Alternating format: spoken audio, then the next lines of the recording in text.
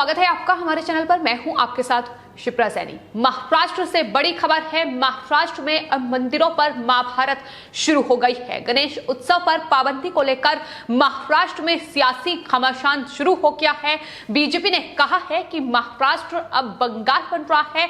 उद्धव ठाकरे सरकार पर निशाना साधते हुए बीजेपी नेताओं ने कहा है कि हिंदू धर्म अब महाराष्ट्र में खतरे में है। तो वहीं महाराष्ट्र में मंदिरों को खोला जाए, इसको लेकर भी बीजेपी ने विरोध प्रदर्शन करना शुरू कर दिया है। तो महाराष्ट्र में गणेश उत्सव पर पाबंदी को लेकर महाराष्ट्र में अब बीजेपी और शिवसेना आमने सामने आ गई है। बीजेपी विधायक नितेश राणे ने उद्धव ठाकरे सरकार पर निशाना साधा है और कहा है कि जिस तरह से महाराष्ट्र में सिर्फ गणेश उत्सव पर पाबंदी लगाई गई है, मुंबई में हालात पश्चिम बंगाल जैसे बन रहे हैं। उन्होंने कहा कि यहां गणेश उत्सव मनाना बेहद मुश्किल हो रहा है। एनआई से बातचीत करते हुए नितेश राणे ने कहा कि मुंबई में स्थिति पश्चिम बंगाल की तरह हो चुकी है, जहां दुर्गा पूजा समारोह प्रतिबंधित थी, वहीं गणेश उत्सव पंडालों के लिए भी अब नियम जो तय कर दिए गए हैं।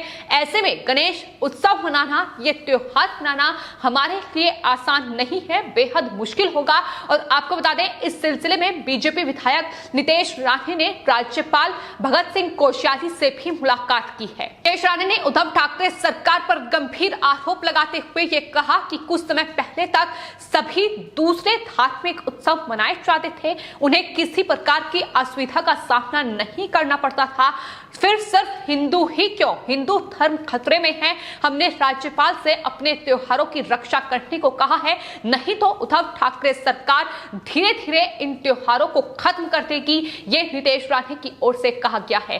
तो महाराष्ट्र में ये लगातार देखने को मिल रहा है कि उद्धव ठाकरे सरकार ने करीब पिछले 1.5 साल से तमाम मंदिरों को बंद कर रखा है और जिस तरीके से हिंदू त्योहारों के लिए गाइडलाइन जारी की गई है, जिस तरीके से गणेश उत्सव के लिए गाइडलाइन जारी की गई है, वो साफ तौर पर बताता है कि किस तरीके से उद्धव ठाकरे सरकार वोट बैंक के लिए अब तुष्टीकरण की राजनीति करने से भी नहीं चूक रही है। क्योंकि आपको बता दें, कोरोना का बहाना लेकर अब गणेश उत्सव के लिए ये गाइडलाइन तय की गई है। इसमें जो गाइडलाइन है वो ये भी है कि दरअसल सार्वजनिक स्थानों पर मूर्तियों की ऊंचाई 4 फीट और घरेलू पूजा के लिए 2 फीट तक सीमित कर दी गई है। आखिर इससे कोरोना का क्या मतलब है, ये सबसे बड़ा सवाल है। तमाम और गाइडलाइंस जो हैं वो जारी की गई है। सरकार ने कहा है कि 11 सितंबर से गणेश उत्सव की शुरुआत हो रही है और 10 दिन तक ये उत्सव चलेगा। कोविड-19 प्रोटोकॉल की सख्ती का पालन करते हुए सरल तरीके से अनाकर्षक समारोह को भी निर्धारित किया गया है। मतलब तमाम समारोह के लिए ये गाइडलाइन जारी कर दी गई है। यही वजह है कि अब महाराष्ट्र में ये लगातार लोग कह रहे हैं कि महाराष्ट्र अब बंगाल बनता जा रहा है। जिस तरीके से पश्चिम बंगाल में ममता बनर्जी ने वहां दुर्गा पूजा पर प्रतिबंध लगाया, लेकिन मुहर्रम और ईद जैसे त्योहारों के लिए वहां कोई प्रतिबंध नहीं था। और यही वजह है कि लोग और बीजेपी नेता ये साफ तौर पर कह रहे हैं कि हिंदू धर्म खतरे में है, जिस तरीके से उनके त्योहारों पर यह प्रतिबंध लगाया जा रहा है। शिवसेना जिनके साथ मिलकर सत्ता पर बैठी है, अब कहीं ना कहीं उनकी ही भाषा बोल रही है, उनकी ही विचारधारा पर वो आगे बढ़ रही है और यही वजह है कि बीजेपी के तमाम नेता अब घेर रहे हैं। लेकिन पिछले 1.5 सालों से कोविड का बहाना लेकर जो मंदिरों को बंद कर रखा है, मंदिरों के कपाट अभी तक बंद है। उत्तर प्रदेश, मध्य प्रदेश और तमाम दूसरे राज्यों में मंदिरों को खोला गया है। सावन का पवित्र महीना चल रहा है, ऐसे में ज्योतिर्लिंग जो है उन्हें खोला जाए, उनके कपाट खोले जाएं, ये मांग लगातार महाराष्ट्र में हो रही है और अब मंदिरों पर महाभारत शुरू हो चुकी है। तो महाराष्ट्र में आपको बता दें, नासिक में बीजेपी की स्पिरिचुअल विंग के द्वारा उद्धव ठाकरे सरकार से मंदिरों को खोलने की अपील की गई है। वहां त्र्यंबकेश्वर मंदिर के बाहर विरोध प्रदर्शन भी स्पिरिचुअल विंग की ओर से किया गया है। उनका साफ तौर पर यह कहना है कि उद्धव ठाकरे सरकार महाराष्ट्र में हिंदू विरोधी हो चुकी है। 1.5 सालों से मंदिरों के कपाट बंद हैं। सावन का पवित्र महीना चल रहा है। महाराष्ट्र में सिर्फ एक ज्योतिर्लिंग नहीं बल्कि बल्कि महाराष्ट्र राज्य के अंदर कुल 4 ज्योतिर्लिंग हैं और उन सभी को खोला जाए। इसके अलावा जो सिद्धिविनायक मंदिर है, इसके अलावा भी बड़े मंदिर महाराष्ट्र में हैं, उनके द्वार खोले जाएं कि मांग लगातार उनकी तरफ से की जा रही है। आपको बता दें, सभी मंदिरों के बाहर जिस तरीके से विरोध प्रदर्शन बीजेपी लगातार कर रही है, उनके कार्यकर्ता कर रहे हैं। मंदिरों के कपाट हालांकि बंद हैं, लेकिन बाहर से ही पूजा अर्चना कर ये संदेश उद्धव ठाकरे सरकार को देने की कोशिश की जा रही है कि दरअसल जब पुणे जैसे बड़े शहर को खोल दिया गया तो आखिर इन छोटे मंदिरों को खोलने में क्या दिक्कत है।